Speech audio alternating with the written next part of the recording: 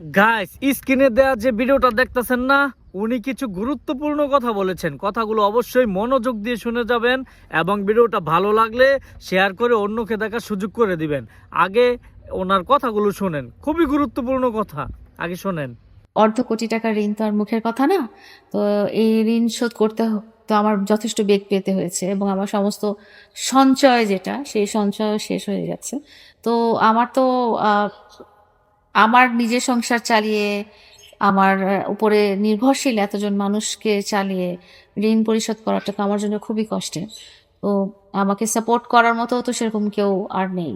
আর ঋণ করে যে জিনিসগুলো সে নিয়েছে সেগুলো সে সবই নিয়ে গেছে।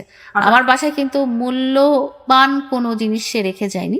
সে যাওয়ার সময় তার সব গাড়ি এবং তার সব বাইক এবং তার যত যাবতীয় মূল্যবান mobile, iPhone, camera, TV, fridge, everything, হ্যাঁ, এবং আমার পোষা কুকুর, আমার পোষা পাখি, এগুলো সবই সে নিয়ে গেছে।